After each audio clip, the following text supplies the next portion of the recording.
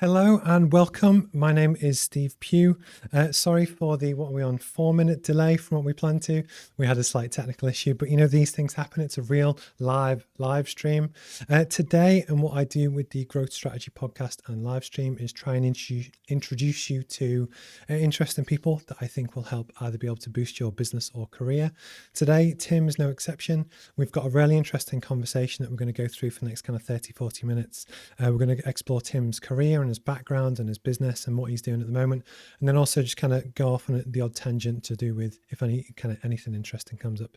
So normally I kind of do a bit more of an introduction, but I'm going to bring the guest right in straight away, and then we'll just jump into a really interesting conversation, and I hope you join us.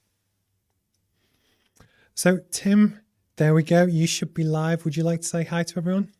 Hi, everyone. Hi, Steve. Thank you very much for having me. No, thank you. And thank you again for your patience. It was funny that when a disaster happens, it's always awkward being on the other end of the call when someone's trying to get it to work. But anyway. Well, you stayed very cool under the pressure anyway.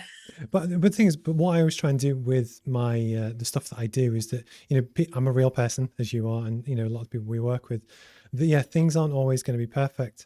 And then sometimes just, when things go wrong, I talk about it just because, one, it's real to me. But actually, if other people try and do this again, and live streaming is a lot more difficult than people think, and something does go wrong, it is what it is. So would you like to tell people a little bit about yourself? Yeah, absolutely. So my name's Tim. I have a business called Opportuni. We specialize in matching companies with public sector tender opportunities. So what that means is anything and everything that the government or public sector organizations are buying. So that could be councils, NHS, housing associations, universities, any publicly funded organization, anything they're buying from felt tips through to new roads. We specialize in helping companies to match with those.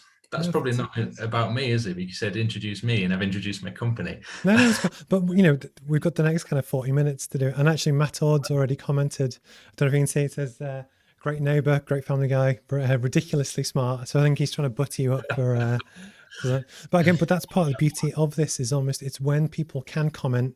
And I'm still trying to get a feel for the new setup, my ability. I've blatantly put my questions in the wrong place because my camera's blocking it. But it's all part of the learning curve. But then it's great that, when after, this goes out, obviously I save it and it goes onto YouTube. It's always fun to kind of, people will watch and they will love to hear your story. And then it's that interaction that happens afterwards. And sometimes when you kind of have long form content, which I guess this is when we have a, talk for a while, it's nice to be able to dig a bit deeper. And Matt, again, as a previous guest, I appreciate your time and stuff, Matt. Cool. So one of the things I always love to do and talk about is to explore your journey and your background and where you grew up and everything like that. And the reason we do that, or the reason I try and do that, is that there'll be people that are much younger who might be from the same town you're from or whichever, who actually, they might be tempted by entrepreneurship and what is it and how does it work? And actually, if they see you or Matt or Emily Bentley or whoever, and actually, these are people that might be real people to them, it might also give them a bit more inspiration and confidence to do this themselves. That actually, I think it's really interesting if you're happy to like share that story about where you grew up and what you were like at school. Yeah, absolutely. What was I like at school? Oh my goodness. So I grew up in Hartlepool. So Teesside based, grew up in Hartlepool. Didn't anticipate being where I am now. Always wanted to be a footballer, like most young boys in Hartlepool. I think 90% of us want to be footballers. That didn't quite work out for a number of reasons. Did you ever play? Yeah, I played for Hartlepool United. Oh, so you're pretty good then. No, not the first team. I didn't quite get there. But yeah, I loved it anyway, and I enjoyed it, and I always thought that's what I would do. Honestly, I had a plan. My plan was if I couldn't make it in the UK, I would move to a country where the standard of football was worse. And if I ended up literally in the Faroe Islands where there was like 20,000 people playing football, that's what I was going to do with my life. Had some knee operations and couldn't quite go through with that. So I went to college, went to university in Newcastle, studied architecture, which is a bit of a change from football, but really enjoyed that. A great life experience. I think it changed my perceptions of the world a lot. Hmm. I'd come from quite a small town, hadn't really been very far, Yeah. met people that had been and done a hell of a lot more than I seemed to have, and kind of really broadened my horizons. It was a great experience. I made lots of great friends there, and helped me to, I think, be more aspirational. That whole thing about seeing other people who you can relate to, what you mentioned in there, and thinking, yeah, I can do what they've done. I kind of met people who've been in a lot of places, done a lot of things, and thought, oh my god, maybe I can do some of those things too. I'm a little late compared to where they were, but um, so I studied architecture, got a degree in architecture, thought I was going to be an architect. Uh-huh. Turns out I'm not. Uh, moved into practice and very quickly realized it wasn't quite for me, or I wasn't quite for it. Did you do the full 7 years? I didn't know. No, Oh, okay. I did a 3-year part one qualified architect. Then I did the year in practice, and then I was due to go back and do my part two, and just thought, you know what, if I'm not 100% committed at this stage, I've got a long way to go before I'm fully qualified as an Yeah. architect. But that takes great bravery to actually decide that it's not for you. And it's I'm trying to think of some of my previous guests, but it's almost where at the time we all go through different phases where at the time it might feel like a failure, or whenever anyone makes a fundamental shift, as say, well, actually I was planning to do this and then it changed. At the time, you often have mixed feelings about it, but actually it's the right decision if your heart's not quite in it, just to explore other things. And then hopefully you did kind of move on to your passion. So, Yeah. what happened next at uni? I think a lot of people that I talk to have had that situation where something that at the time seemed like, oh my God, it's a disaster, actually turns out one of the best things and leads them down to something that really is amazing. But it's so hard to see at that time where you're like, I'm lost. I don't know what to do. I don't know where to go. But I kind of temped for a bit, did random jobs doing all kinds of things, filing bits of paperwork Hmm. and all kinds of different things until I ended at a company called Working Links. Okay. I went there as a temp job. I got offered a permanent job. I loved the company. I loved what they were doing. I loved that the company has unfortunately gone bust now, but at the time it was a huge company. It was a couple 100 million turnover company, Wow. and they specialised in helping long-term unemployed people into work. And I really was kind of excited by the fact that they were changing people's lives. I think that might even be in the strapline, changing people's lives. Uh, so I did a graduate management program with them, moved over to Manchester. The management program was fantastic. You got to do literally every job in the company. Yeah. So everything, like day one, you were kind of welcoming people as a reception person, and then you work your way through the team, doing the different jobs, kind of, I suppose, up the management structure, and learning all the different things that they do. And that job kind of led me into the world of bids and tenders. Honestly, I didn't grow up dreaming of being a bid writer. Just, before we jump into that, because obviously I think that's going to be the bulk of the conversation before we go into opportunity and that kind of thing. What were you like at school? As in, so if, oh, she can come in if she wants. I knew it would happen. I've got 4 kids, so it's inevitable. They've all come home from school, so one of them was going to come in at some point, weren't they? Yeah, but Tim, this is also the beauty of, but so one of the things that we'll probably talk on later is all about social media and stuff, but actually the fact that, we all work from home. Yes, I am in an office, but I worked from home for a long time. But it's everyone goes through this. Everyone has the delivery driver, as you said, turned up just before we came on the call. It's real stuff. But what that does, it means that anyone who does watch this will appreciate it and resonate with it, because we're all going through exactly the same kind of thing. But almost that's what makes us human. So, Yeah. So the question was, what were you like at school?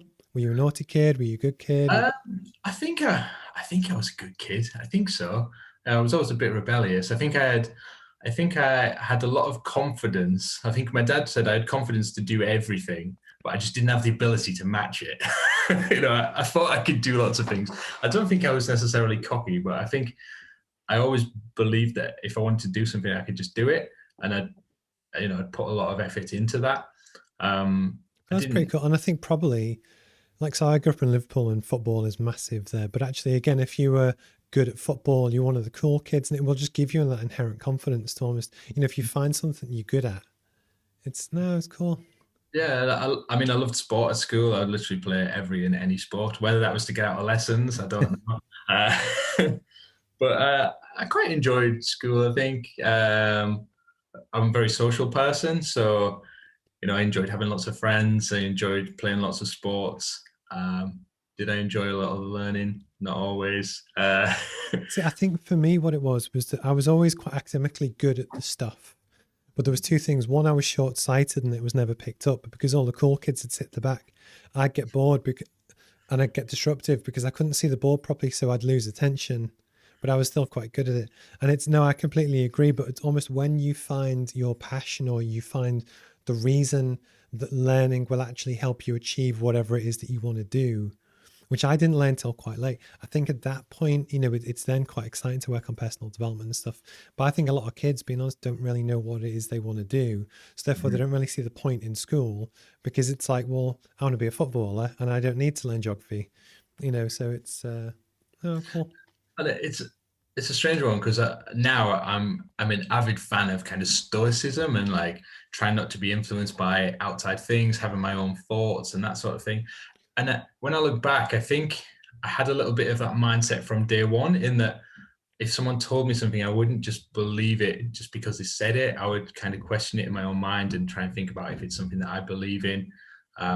If someone said something was cool, I'd be like, well, do I think it's cool or whatever? And I think that maybe I was a little bit like that at school, and that's kind of when I discovered kind of about the Stoics and Stoicism and that thought process. It really resonated with me because I was like, yeah, I've always thought a little bit like that. And yeah, so I think I might have been. I enjoyed school, but it wasn't the best days of my life like I was told it would be. No, I agree with you. It was funny because when I think in some ways, uni for me was that kind of, I rarely enjoyed it because I went back twice, once pre and post 2008 financial crash, that I did my undergrad in mechanical engineering, graduated, went to work overseas in construction on this great career path, world ends, went back to do a PhD, and luckily I got to do it again. So I just got to have 8 years worth of piss-ups, which was the dream. But what it did do, it meant that I kind of got it all out my system so that I'm 38 this year. And I'm probably now less likely to have a midlife crisis purely because I know I did it well, age kind of like 18 to 24. So You really went for it. anyway, but yeah. Oh God. So fast forward to when you first got into, because we'll do the jobs and the career side of bid writing, etc. Before we then, if you're happy to talk about how you almost got the itch to start your first business. Is that cool? Yeah, it was kind of accidental, really. I think a lot of people fall into business accidentally, but a lot of my immediate family are self-employed. My dad had always had his own businesses. He started his business very young and had a number of businesses. And my uncles and even my grandfather, like I think literally most of my family are self-employed. So I guess it was kind of inevitable at some point that it might happen. But I worked for NCG, Newcastle College Group. I left there when I was due to have my first daughter. So I spent a lot of time working away from home, a lot of time in a hotel room on the other side of the country. My first daughter was due to be born. Did I want to spend 4 or 5 days of the week in a hotel room? Yeah. No. So I left and without anywhere really to go. I had a couple of job interviews, but as soon as I left, I got offered consultancy work to work for one of the divisions of the company I just left. So it kind of happened accidentally. All of a sudden, I couldn't work for anyone because I was on gardening leave, but they offered me work. So it's like, well, there we go. I've kind of doubled my wage while I'm on gardening leave because I can't work for anyone else. And I had a couple of job offers, but the consultancy I was doing, they wanted to extend it even more. And then I thought, maybe I've got a business here. So it really did happen by accident. No, cool. Because I must. It's always that balance of when When you talk to people who want to start their own business, it's to almost find your feet and find your first few customers, etc. Before, is that your Slack keeps popping up? When should you finish? Uh, returning. No, no, don't worry. It's cool. But no, but it's to find your own feet and almost hopefully get to the point where you can wash its own face before you're like reliant on it. Does that make sense? I think often some people want to jump in and try and live the dream, but without everything up and ready and running and Yeah. customers and stuff. And whilst you can do that, it's a lot tougher. And also you'll see your cash gradually go down. So it's great to hear that you almost had your first business almost up and running before. Yeah, I guess I always admire people when they say, "Oh, I just left and went for it," rather than kind of. I know a lot of people do a bit of a transition where they kind of build it up and have it alongside. You know, to start from scratch must be a scary thing. I guess I'm quite lucky that it landed on my lap almost, and then I had the basis of an income to then work out what else I was going to do. And you know, I was under no illusion that this bit of consultancy work wasn't going to last forever. I needed to find some other customers and some other clients. And how would I do that? I had no idea. Um, but I was ready to give it a go. Oh, cool. And then that company was Bid and how'd you say it? Bid and research, yeah. So I set up Bid and Research. It wasn't called Bid and Research in the first year. It was called T-Ward Business Development. And my idea was I'd offer everything and anything I thought I could do. And then after a year, I would try and narrow that down and do something more specific. But And that's a bidding, good approach. That's a good idea. One of the things I think where most people go wrong is they don't offer enough. So they might say, look, I only want to do bids and research. But actually, what can happen is if the market isn't big enough to just sustain that, and there's people that might want to hire them and that like you and trust you and stuff. Obviously, Matt Ord's one of them. But actually, they might not need that service. So I think sometimes that's completely the right thing to do to almost find your niche. And then yeah, how did that go? How did you almost, because it was 8 years or so, was it? Are you running the business? yeah, 8 years ago. And the first thing I did was I remember I got invited to a BNI meeting. And I was like, what on earth is this? I honestly thought I was going to get murdered. I got told to meet somewhere in the car park at 6:30 in the morning. It was raining. It was dark. I think it was at Redruff Hall. I was like, someone came to greet me with an umbrella. I was like, what on earth am I doing here?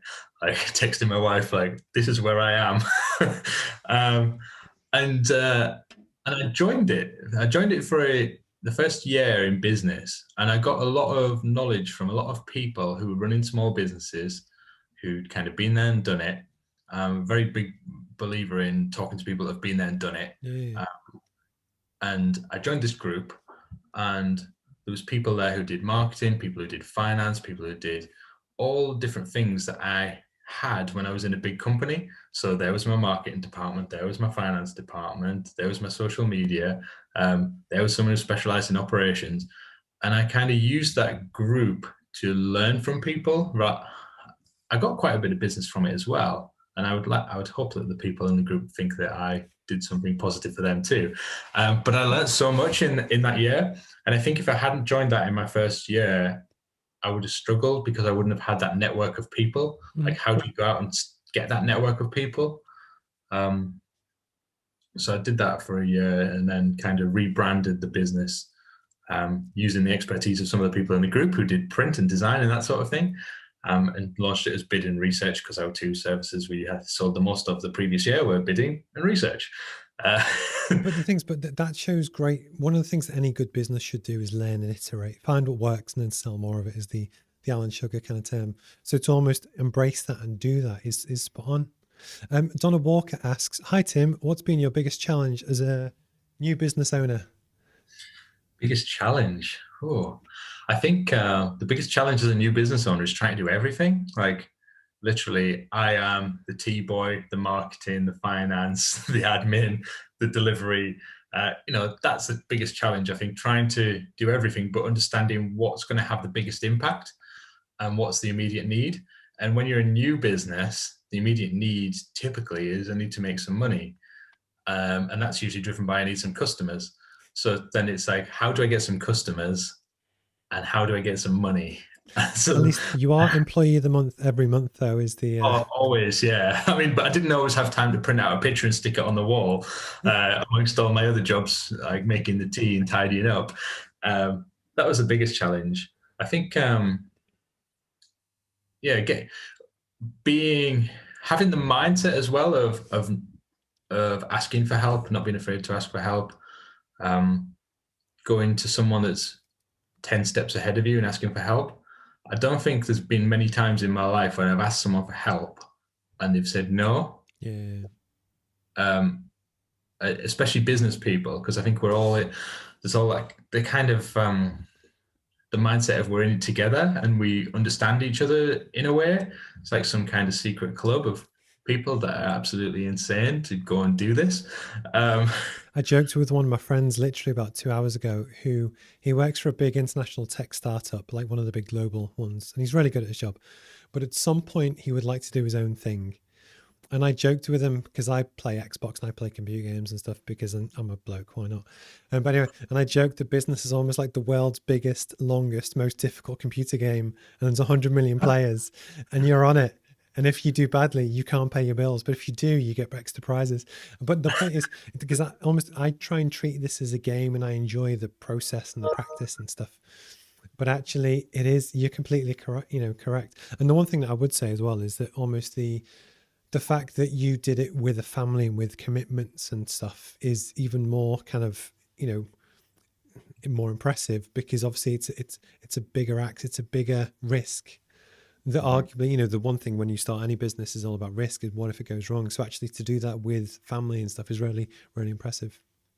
I mean, there's nothing like the fear of poverty to make you work hard, though, is there?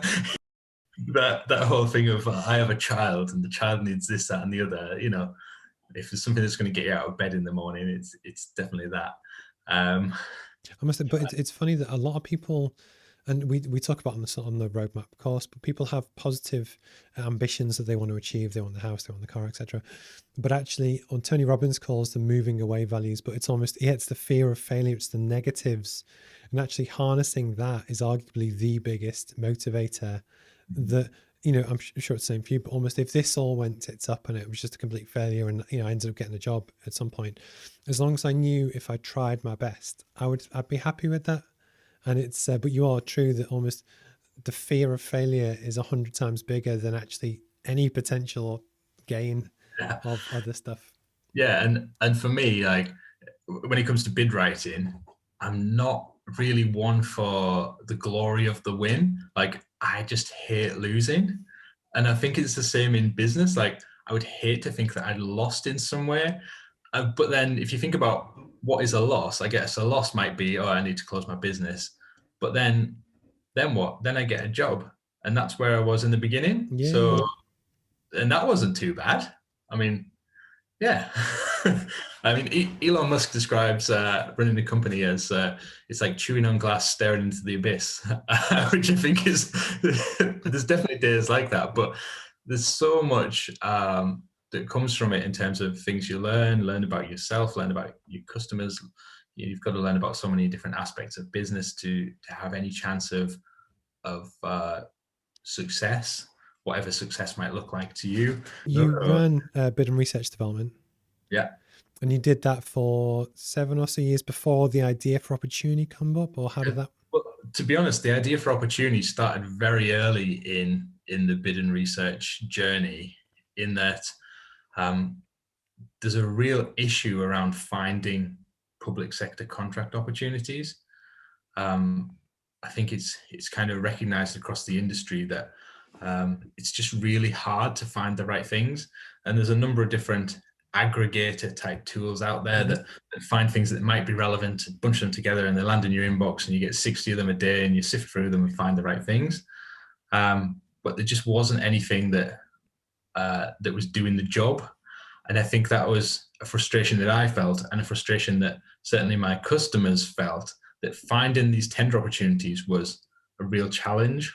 So there's around 3,500 to 4,000 tender portals in the UK, Wow. which is just absolutely crazy. Um, you know, just adverts all over the place. Some are duplicated, but there's nothing that brings them all together in one place. or not in a way that's kind of efficient. And I always thought, wouldn't it be great if I just wanted to bid for this type of opportunity and it just landed in my inbox? And I just didn't think it was possible. I just kind of put up with the fact that the solution wasn't there. Mm-hmm. And over the years, the frustration just grew and grew and grew to a point where I got in touch with a friend of mine who we kind of just met for our kids at school. We met up for a cuppa. But I'm a big kid, so I had a milkshake. But she was a bit like, what? I talked about it. I was like, this is a challenge. I wonder if there's a solution. He's a tech guy, and he's like, the things he's doing are like on a different level completely. Like, I couldn't even comprehend some of the things he's doing and achieving through tech. And he's like, oh yeah, it's absolutely possible to do what you want to achieve, to gather all these bits of data, organize them. And I was like, okay. And at the time, he was very busy, and I'm not sure he quite got the sector. Why does Slack keep going when I turned it off? So he went away, I went away, and I was like, right, I need to try this. So we set up an MVP. So I was like, right, I'm going to try and create some kind of minimum viable product, even if it's just an admin person doing the searches. And I was really honest with people. I was like, look, we're going to search as many portals as we can. It's just an admin person, just going to see how it works. I ran that for a while. And we're getting really good kind of feedback on the fact that, yes, you're delivering just the information we need. Lockdown started, and I suddenly found myself with a little bit more time than I'd ever had before. So a business partner, we got back in touch, and he's like, right, should we do this or what? I was like, yeah, let's do it. So we built on the learnings from running it through really crude kind of emails and admin, and started to build something out that was really smart, something that's automated, something that's scalable, and tested. We knew that there was real potential for it. We just didn't quite know how much potential until we started to get going with it. But it's very cool, because with any business, you always want your unique selling point. Why you? Why now? Etc. And I spent 3.5 years in the UK public sector, so I kind of understand the process and a few of the kind of different things. But then almost so I understand the portals, no due, and that kind of thing, the process. And honestly, I think it's an absolute blinder, the fact that you obviously understood bids, you understood clients, you understood the challenges that they face, you knew how to tackle them, you were doing it manually. And actually, very few people would have that knowledge, if that makes sense. And then the thought, and I think it's a brilliant idea to aggregate those things down, because, for instance, I don't know if they still have it, but there used to be a Department for International Trade portal, which was for overseas tenders, which you could go for. But there was thousands and thousands and thousands. So for an oil and gas company, I used to go through that all the time. But it was a massive job, because that's the other side to it as well, is that you not only bring the bids to the customer, but it's the fact that it's saving the client time. Because I went on your website and stuff, and it's very well done. That if you're a business owner, it's the fact that you're spoon feeding them exactly what they want. I think it's brilliant. Honestly, I think it's fascinating. Yeah, so we and like you say, we've drawn from that experience of just understanding what's wrong in the marketplace. We didn't look too much at what else was out there, because we knew it wasn't meeting our needs. We kind of started with a blank slate of, well, what would something really good look like, and tried to come up with all kinds of different innovations about what are the different challenges people face. And I think our key driver, which goes back to my working links days, when I was realizing that helping people get into jobs was having a positive impact. And I liked that. And I liked the feeling that gave me.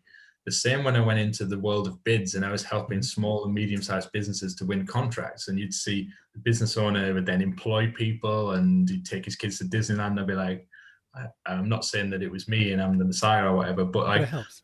But playing a part in that was really rewarding. So when we went into Opportuni, it was like, wouldn't it be amazing if we could help like thousands of SME businesses to identify and bid for government contracts?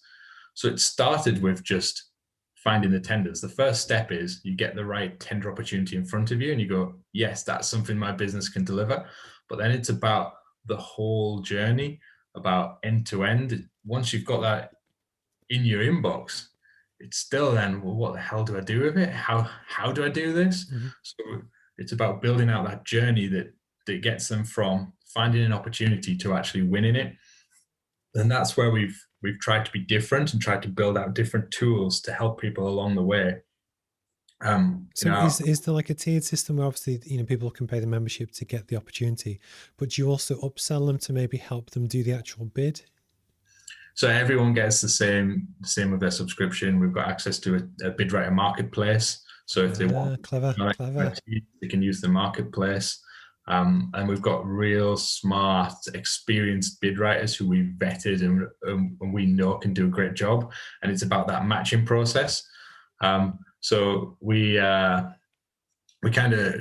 used some AI and machine learning in the background to match businesses with the tenders. So we've kind of called it a bit of a Tinder for tenders type approach.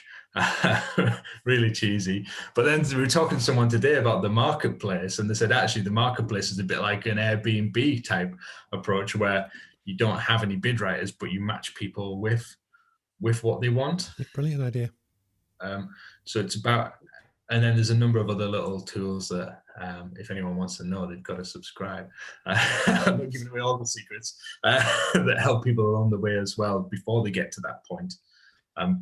Half the battle is actually deciding, is this a good tender opportunity for me? You could throw a lot of good money at bad opportunities, or being a 200 grand turnover company bidding for £8 million contracts, which you're just not going to win. You've got to be realistic, but if you don't know, then you could easily do that. And it's about helping people with that knowledge to maximize their chances of winning these big contracts.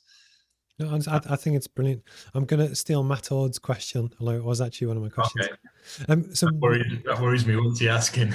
Well, he was trying to rip you about Hartlepool under 11's B team, but actually he was talking about, so what is the dream for Opportuni? Is it a UK thing? Do you want to take it beyond that? The dream for Opportuni is to impact as many small and medium-sized businesses as possible, to help small businesses to pick up a huge market share of those government contracts. So to give you an indication of the size of the market, the government organisations spend £264 billion a year, which is just a phenomenal amount. It's mind-blowing amount. But the government targets are that a third of that will be spent with SME businesses. That target was not hit by the government consistently because there's so many barriers in place. Now, our ambition is to play a positive part in that, to help the government to source better, to contract with smaller businesses, to impact more smaller businesses. The more small businesses we impact, the more benefit we have for local economies and creating employment through small businesses.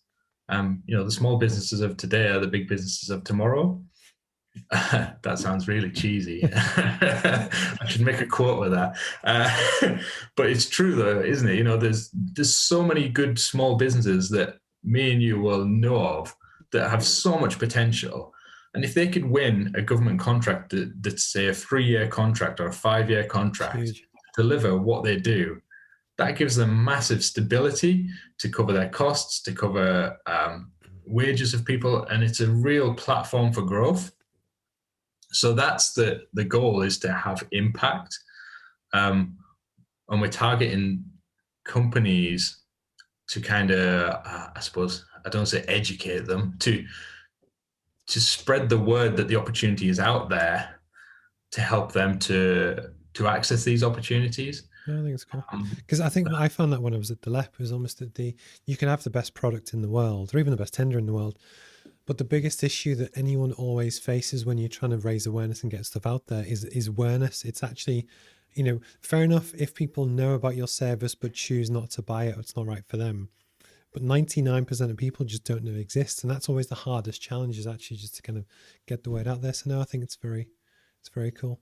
Yeah. And then the question on, is it UK only? We have some ambitions to look internationally. Of course, there's the same issue across the globe. So, if we can crack the UK, why wouldn't we look to America, to Europe, to Australia? Asia's a little bit different in terms of the way that procurement Yeah, works yeah. there. And But in terms of the model, the fact that you're probably quite rare in what you do, I can't imagine there's a huge amount of competition, but there's ways that you can interact with different businesses at different value, at different level. I think it's brilliant. I think it's absolutely spot on.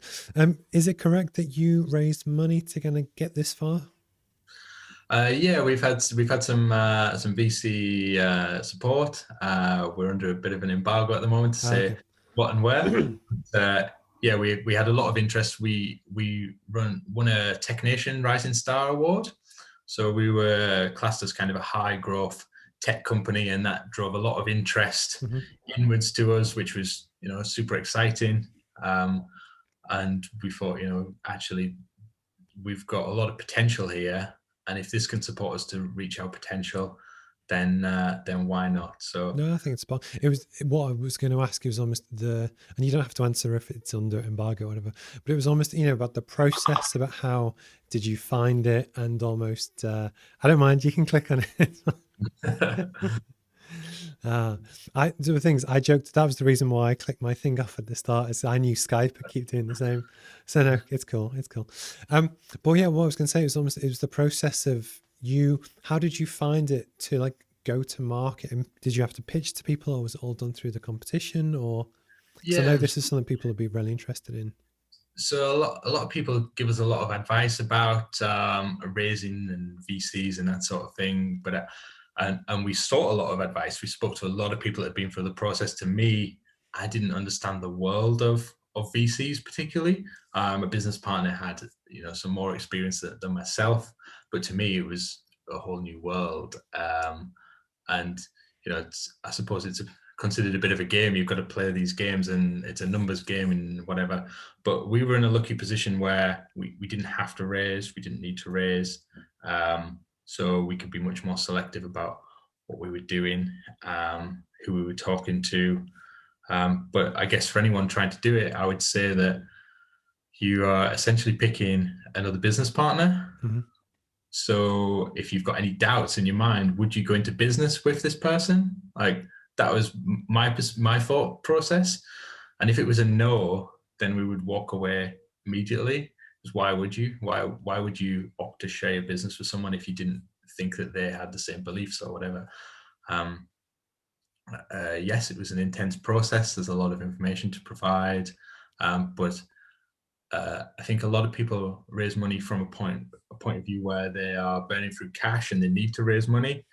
And I guess that's a very different scenario to what we were in that we were a cash generating business. We had a customer base, we had a growing reputation. We came at it from the point of view of who can add value, who can help us, who can be on this journey with us. My advice, I honestly don't know how to turn Slack off. It's because I've got the app installed and it doesn't seem to turn off. Don't worry. Yeah, so that's the approach that we came at it with, and I think that worked well from our point of view.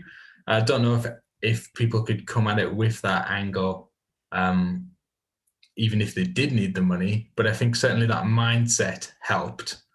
But things, it allows you to make what is the best decision for the business long term, when actually, when a lot of people are almost, if you're driven by the need to generate cash within the first 6-12 months because you have to, you're not going to be able to build as sustainable, larger business as you can long term, because you wouldn't be as able to kind of reinvest into the business. So the fact that you're able to do that also shows great confidence that you're choosing the right business partner because you genuinely believe that they're the right person to add value, not just because you need them. Because I think you see it far too much where people like, oh, we're going to raise 300 grand and we're going to blow through it, and then we're going to raise another million and then blow through that. And almost they sometimes don't realize that's someone's actual money that they've earned. And Yeah, people often forget that, and they just think it's like this magical VC part of stuff, when actually having the respect to almost approach it in that way, I think is really good. I think, well, it's someone else's money, but then also you to waste it would be foolish because it's your money, because you've not just been given it for free, you've given away equity in your business. And if you have to do that again because you've wasted it, I mean, that's crazy. I mean, I did ask if we could get an Opportuni branded speedboat because it's for marketing, but apparently we can't.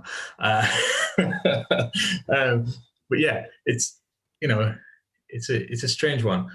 But I guess if you're burning through money and you need the money, Hmm. you're not in the strongest position to negotiate, are you? Um, Okay.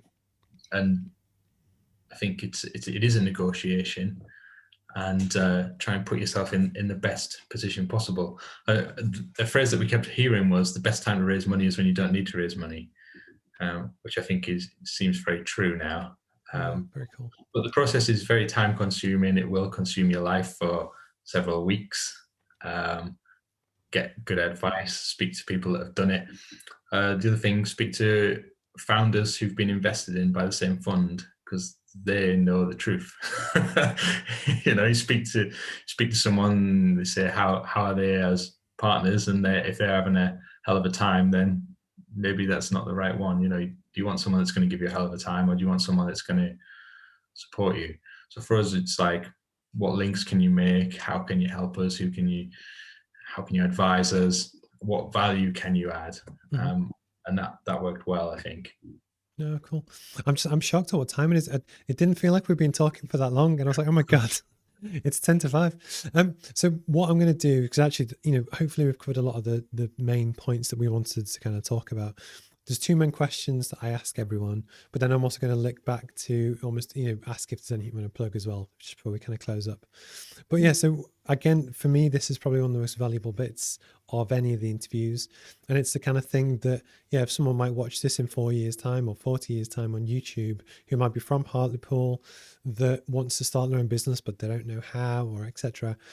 It's a way to almost give back in some ways. So would you be happy, and hopefully nobody's ever said no, to almost share what's the best piece of advice you've ever had?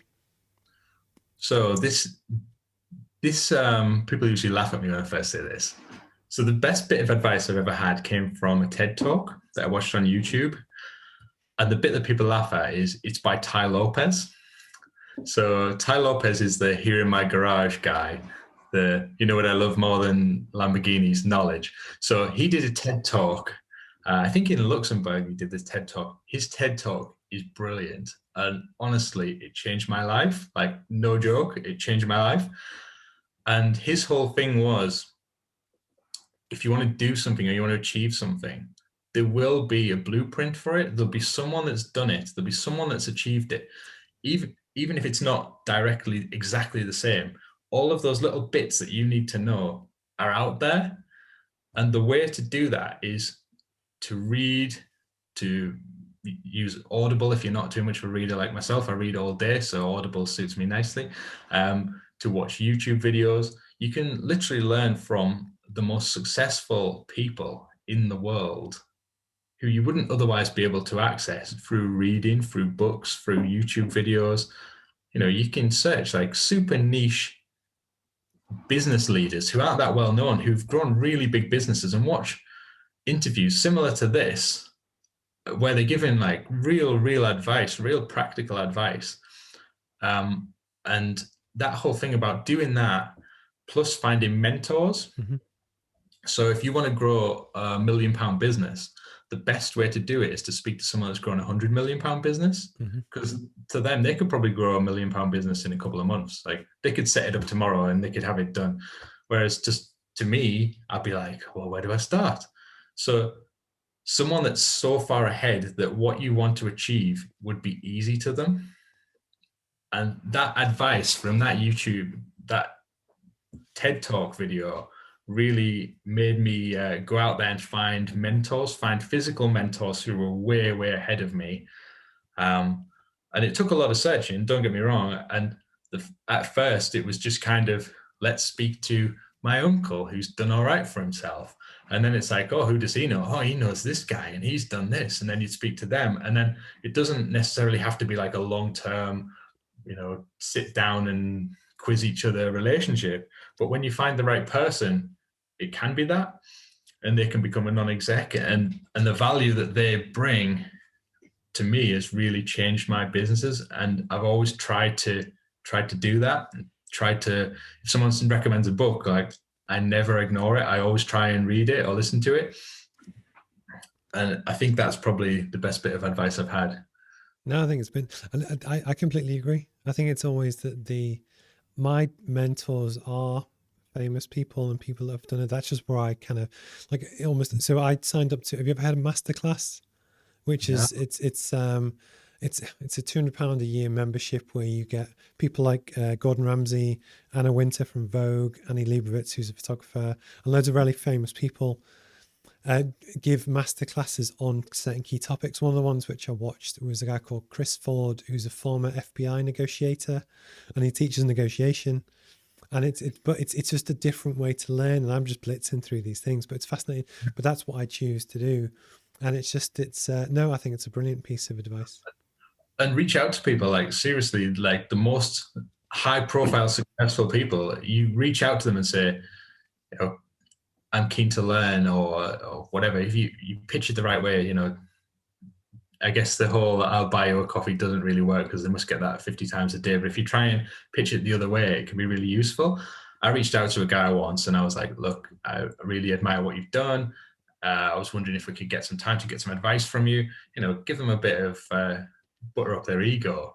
I actually went to meet a guy in an airport once. He was doing a connecting flight. I met him in an airport and we had a chat and I got so much value from him. And he drew this little picture and taught me about this business thing, drew a diagram about decision making, which I then share with the world. I always go on about it because it was amazing. But like, I wouldn't have got that if I didn't just send this random guy a message. And he just happened to be landing in an airport near me in the next month. People do want to share their knowledge and experience, and that's people of all levels. Like, even people who you wouldn't think of, like a lot of footballers are quite keen to share things around mindset. So I met a footballer, Victor Valdez, ex-Barcelona goalkeeper, Manchester United goalkeeper, Middlesbrough goalkeeper. And he gave me some great advice around the Barcelona mindset, which was just phenomenal, like about how you think in 5-minute stages, about how motivation works in short bursts. And if you have, his goal for a game would be to not let in a goal in the first 5 minutes. And then he would assess the next 5 minutes and work out what he needed to do and what his strategy needed to be for the next 5 minutes. Wow. Based on how the game was going. And he did the same in training. Like, you can really get, when you watch like a motivational video and you're like, really like, yes, I'm going to do it. That literally doesn't last, but it can last 5 minutes. Fascinating. I've never even heard of anything like that, but because this is also one of the things that, so I'm a basketball player, and it's funny that the more elite level that you research and get involved with and just understand the complexity that people go into and the depth of which people think through how to perfect a sport or a business or whatever. And I've read a lot of different books. I've recently finished Sir Alex Ferguson's book where he was talking about the Man United in like the 90s and early noughties. But he didn't talk about that. That's why I love doing this, is that I've learned something today. And hopefully Matt Ord has as well, which is cool. But no, that's spot on. If you were to give advice to your younger self and you can pick any age, whichever, what would it be? So the whole thing about you should do the things you love.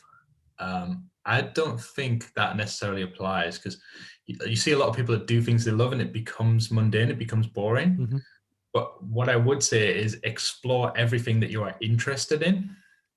And somewhere along the line, you'll find something that you are good at. If you're interested in it and you're good at it, to me, that's the key, because then you're going to do something that fulfills you in some way. Yeah. And you can leave the things that you love for, I guess, hobbies. I don't know if that's the right thing to say, but I think that's what I would say. Because if you just go after the one thing, like myself, football. I was like, right, I'm going to be a footballer, and it doesn't work out. Then what? Like, but if I'd spent more time exploring things that I was interested in, then that could have been a different. I could have been a different story. And I think there's probably a lot of people out there that go after that one thing, but then don't go after anything else, or it gets them so down that they've not got anything else in their life, and they just settle for something else that's not fulfilling, when actually there's probably lots of things that we're all interested in, that if we read some books, watch some videos, talk to some people that do it, there's probably lots of different things we could do with our lives. You see lots of people that have kind of short 10-year careers in this, that, and the other, and I think those people are prime example of having lots of interests and following those interests. Yeah, okay. No, I think it's brilliant, and it's just, I just love talking to people, and it's that balance of just finding the stuff that you actually enjoy doing, and therefore it doesn't necessarily feel like work. So, for instance, the stress of trying to get this technically to work, will there be bandwidth issues and stuff, is almost part of the challenge. But then actually just flows into a conversation that I really like. And again, I've really learned something today that's been kind of really useful. I'm conscious of time. Is there anything you would like to talk about or plug before we go? I suppose I should talk about opportunities, shouldn't I? Yeah, so if anyone is interested in public sector tenders, you can go to the Opportuni website, which is opportuni.co.uk, or look me up on social media and you'll find all kinds of links to opportuni.co.uk. Sign up for a free trial. If anyone has any interest in tenders, the first step to tendering and winning government contracts is to actually get sight of what's out there in the marketplace and find the right opportunity for you. So feel free to have a look and sign up for a free trial. Spot on. Yeah, so just so you know, so after this ends, I press stop. And then I kind of clip it all up. It goes onto YouTube, and I pick out the different bits. And I'm probably going to pick out the Victor Valdez 5-minute thing, 'cause it's brilliant. But and it's just all the different sections. And then LinkedIn actually caps when you post video at 10 minutes per section. So what I'll probably do is clip up what I think are the best 10 minutes, and I'll post that back. And actually that tends to be what kind of gets the best engagement, because not everyone can catch this live, etc. Plus sometimes you have buffering issues and stuff, but actually when they can watch it back in cool crisp HD and see your daughter come in and stuff, that's cool. And then I also put it onto iTunes and Google and Spotify and stuff as a podcast as well, which it's funny when you do these, like you always assume that nobody actually ever watches, etc. But then you catch up with people about 6 months ago and like, oh yeah, actually I do. And more people consume than you think. And I still find that funny about social media, that I reckon 97% of people never post anything. They just scroll through and they criticize people. Oh God, it's that Steve guy again. But they still see They know who that Steve guy is, and that's the thing, isn't it? But it's the balance is that I know that if anyone within the Northeast or even wider is looking to do public sector tenders or bids, you come up. That you're like the default option, which is exactly what you want. And then the more you can kind of get your personality across and stuff, you'll be like, actually, I like that guy. And then if our businesses do actually crash and burn, maybe we'll get a job again. If it's been how it goes. Yeah. Oh, cool. Well, I appreciate your time. I always do. I apologize again about the few technical bits at the start, but it is what it is. But then I'm genuinely fascinated to both see the progression and see kind of how it grows. I'm really interested in the app stroke development side of everything you're doing, just both from personal interest, but actually I can see it really, really working very well. But then also I might pick your brains about, good developers to work with and stuff, because actually it's a whole topic in itself on how to create, like, is it just an app or is it just a website or is it both or? So we're a website, we're relaunching our app shortly. We're just going through another stage of development. So a new version of the software is coming out, which is very much back end. So you won't see much change on the front end. But once that goes through, then our app will be going live on the App Store again. Took it down while we made some changes. So cool, because that's the one thing that almost gets me, is that when you develop consumer insights over time, the more you interact with your customers and you get a feel for it, is that people are inherently very busy.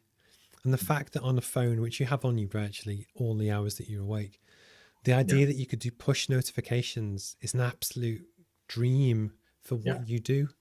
And it's just, you don't necessarily get that with an email in the same way. So I think it's, again, I'm going to check it out. I'm fascinated.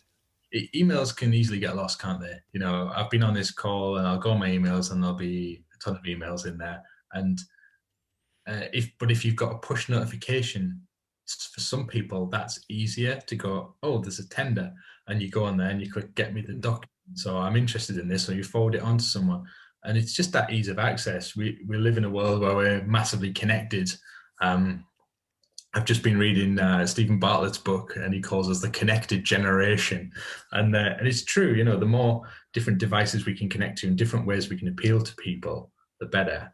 So we're relaunching that with some different, a bit of a different approach to what it was previously, to make things more accessible. Oh, cool. Well, I genuinely appreciate your time. I've really enjoyed today. It's always funny that I'm always waiting that when I press stop and I'll go and make sure it properly recorded and stuff, because these things have like gone wrong in the past. But actually, you know, I hope we kind of stay in touch. And again, because I think we're kind of similar age, it's when you see people, and you know, we're all kind of a similar stage in our journeys, that we'll just see it evolve. And then like in a year's time, do you remember this? And do you remember? Because one of the things I've started to do was, I only moved into this office maybe like 2-3 weeks ago, and I take photos of everything. And it's part of the journey. So that one day maybe the famous photo of Jeff Bezos with his door desk, and it's just when it was just a hovel in a corner. And it's just, but I can tell that you're going to go on to do really kind of great things with this. You know, genuinely, I can see it. And again, just in the Northeast alone, there's 42,000 businesses that, would a large number would benefit from public sector tenders. So I can really see this like flying. Imagine if 30,000 of them won contracts with local councils, local NHS, housing associations, what that would do for the local economy. Mm-hmm. I mean, certainly I know every area complains about, out of the area businesses are winning contracts and stuff. Or the common thing in Teesside is it's all those London businesses, and in London they're probably going, it's all those Teesside businesses. So there's a big opportunity. But that in many ways could be the competitive advantage for the Northeast. We're all looking about how we create more and better jobs and do all this stuff. Is actually, the more we can win work from the Midlands and from Coventry and whatever, and outsource it, or what do they call it, North Shoring. It's brilliant. So it's an advantage to have more knowledge, to actually get sight on contracts that you probably wouldn't otherwise see because they're in Liverpool. That actually, if using your service, I think it's a brilliant one that hopefully, really kind of takes off. So cool. Well, I appreciate your time. We are on 3 minutes past 5. I will clip this up, do all that fancy stuff, and then hopefully post it fairly soon. But no, I genuinely appreciate your time, Tim. And stay in touch. Thank you for having me. No worries. I enjoyed it. Thank you all. Right, cheers, Tim. Bye-bye.